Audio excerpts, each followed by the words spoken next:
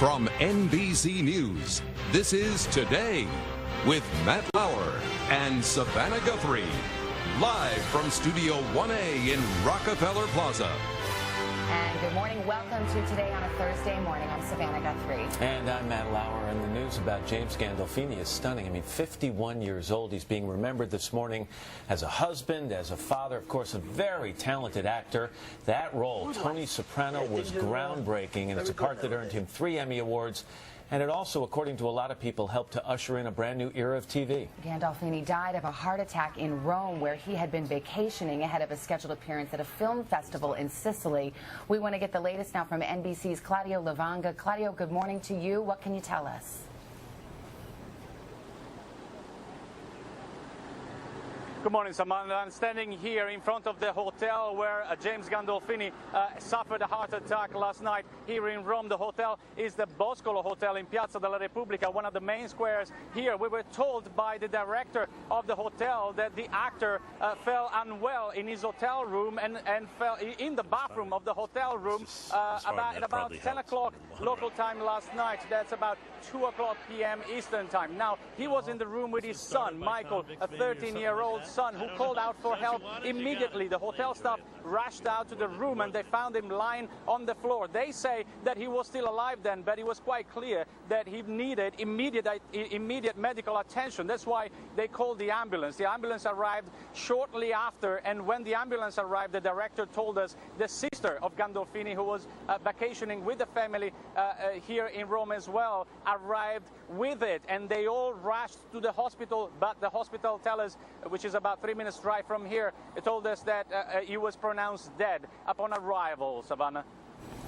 All right, Claudio, I'll take it. Thank you very much. Claudio Luvanga in Rome this morning.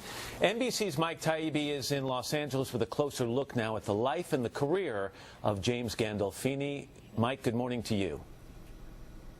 Good morning, Matt. You know, you can make the argument, as you said, many have, that in the modern history of dramatic television, there's never been a more important actor and role than James Galdolfini as Tony Soprano. When cable television was freed of long-imposed limits on language and content, Tony Soprano roared right up to those limits and redefined television as we'd known it. As New Jersey mob boss Tony Soprano, James Galdolfini ruled his fiefdom ruthlessly. You lay a hand on him, and you're going to answer to me. If you can quote the rules, you can obey them. You hear me? While in his personal life, professing a code of honor and fealty that he violated with impunity, he was flawed and painfully human. Be right down! In remembering Galdolfini, HBO said it was his humanness, only the good and humble side of it, that made him a beloved member of our family, a special man, a great talent, who treated everyone, no matter their title or position, with equal respect. When it was learned he died suddenly on the way to a film festival in Sicily, the reaction was a mixture of shock and unbridled admiration from Soprano's castmates, including Frank Vincent. Man, very talented and friendly, and just a guy you want to put your arm around and hug him like he's big bear. From fans whose ardor for the actor and his iconic role has not faded. I was absolutely sad because I feel like I grew up with him, like I knew him. He's amazing. He was amazing in everything he did. And from critics like Alan Sepinwall, who saw HBO's The Sopranos, fueled by Galdolfini's searing title character, as a breakthrough that changed television. Tony Soprano redefined the way we thought about TV leading men. We had never watched a show and loved a show about a character like this before, and a lot of that came from what James Galdolfini did in a performance as a monster who we somehow liked. This wasn't the actor's only role, of course. Long before he exploded on the screen as Tony Soprano, he'd worked the Broadway stage and had played a variety of vulnerable movie tough guys. The hitman Quentin Tarantino wrote into True Romance, and the stuntman turned muscle for hire in the film version of Elmore Leonard's Get Shorty. I don't work for you no more. I just came down here to tell you right to your face so we got no misunderstanding. After The Sopranos' run ended in 2007, Galdolfini never stopped working. As New York's mayor in The Taking of Pelham 1, 2, 3, opposite Denzel Washington, as the CIA director in last year's Zero Dark 30. He took time to explore real life, too, learning to fully appreciate the lives and burdens of American troops fighting in Iraq. It became a documentary he discussed with Brian Williams in a segment that aired on Today. I feel like some people think they're disposable people or something. They just don't pay attention to this. Because he paid attention, he hoped his public would too. And then, in a way like the character with whom he'll always be identified, his time ended suddenly. A black screen out of nowhere. The series, Tony Soprano, over. An unforgettable character. And now, the actor who made him that way. Galdolfini is survived by his wife, Deborah Lynn, and their 8-month-old daughter, and by his son, Michael, from his first marriage. Matt? Hi, Mike, thank you very much. Federico Castelluccio played the role of Furio on The Sopranos. He was also a friend of James Gandolfini.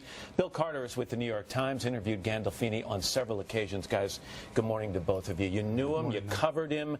There was a contradiction here, Bill, wasn't there? There was this hulking, imposing guy, and every time I walked up to him and shook his hand, he seemed almost shy and timid. Yeah, he was a soft-spoken guy, a very warm guy, though. I mean, he could really, when he hugged you, it was genuine. But boy, he was a big character in talent and in physical impression he made on you. I want to read you something that David Chase, the creator of The Sopranos, said about him. Both of you comment, please. He was a genius.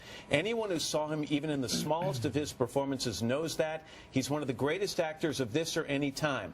A great deal of that genius resided in those sad eyes. Does that mean something to you? Absolutely, absolutely.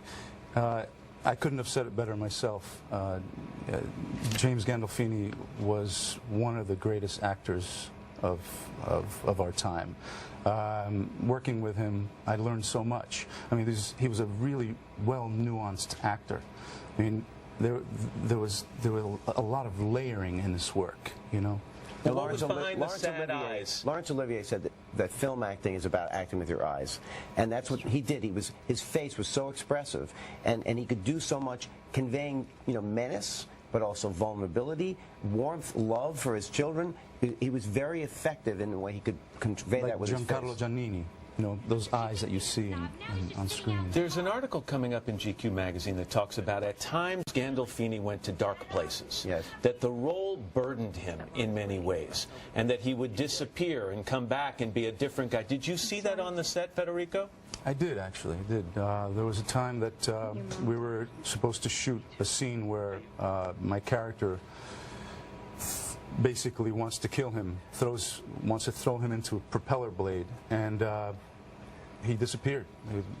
No one knew where he was for a few days, and it was his own. I mean, he wrote me a wonderful letter after that, saying, you know, you were there for me, and I wasn't there for you, and I apologize, but it's, you know, it's something that I needed to do. Was it prepping for those intense moments? Was it the burden of the fame? What was it, do you think, Bill? All of that, and also he had some demons. I mean, you know, he wound up in drug rehab. He did have some problems dealing with his fame, because I think he was a working actor. He believed himself to be just a guy who emerged with a career that he didn't expect. But you say a working actor, and yet I know you also feel that as an actor who took on this role and brought it to TV, he changed the landscape for all dramatic actors on TV after that. And in film. I mean, I really do think so, because if you think about the center point of drama moved from movies to television after The Sopranos, and great actors said, I can do TV now, because look what this guy's doing. You know, he was dominating the whole dramatic field.